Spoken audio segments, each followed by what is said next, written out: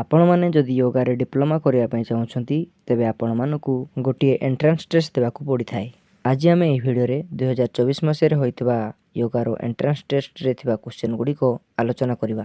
Total mark ଅଛି 20, ସମୟ ଅଛି 15 ମିନିଟ୍। ଆପଣମାନଙ୍କୁ 15 ମିନିଟ୍ ଭିତରେ ଏହି 10ଟି କ୍ୱେଶ୍ଚନ୍ର ଆନ୍ସର ଦେବାକୁ ପଡ଼ିବ।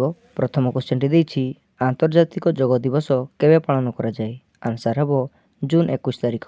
ନମ୍ବର 2 କ୍ୱେଶ୍ଚନ୍ଟି ଦେଇଛି, ମହାଭାରତ କିଏ ରଚନା କରିଥିଲେ?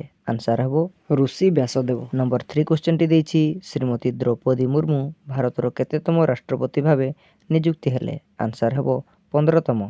ନମ୍ବର 4 କ୍ୱେଶ୍ଚନ୍ଟି ଦେଇଛି, କେଉଁ ପ୍ରଧାନମନ୍ତ୍ରୀଙ୍କ ଶାସନ ସମୟରେ ପ୍ରଥମ ଆନ୍ତର୍ଜାତିକ ଯୋଗ ଦିବସ ପାଳନ କରାଯାଇଥିଲା?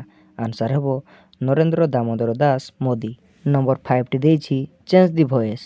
ଗୋଟିଏ ଇଂଲିଶ ଗ୍ରାମାର ଦିଆହେଇଛି, ଭଏସ୍ ଚେଞ୍ଜ କରିବା ପାଇଁ କହିଛି। Your goat ate my plant. Voice change କରିକି ଲେଖିଲେ ହେବ my plant has been eaten by your goat. Number 6ଟି ଦେଇଛି, put into indirect speech.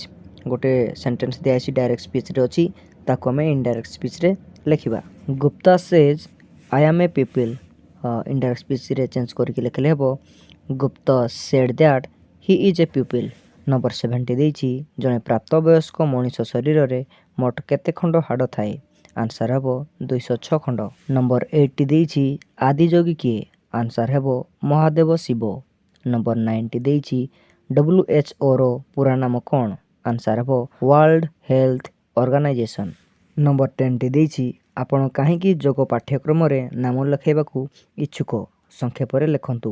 Answer ହେବ ଯୋଗ ବିଦ୍ୟା ଶିକ୍ଷା ଲାଭ କରିବା ଦ୍ୱାରା ଦୀର୍ଘଦିନ ପର୍ଯ୍ୟନ୍ତ ଶରୀର ସୁସ୍ଥ ରହିଥାଏ।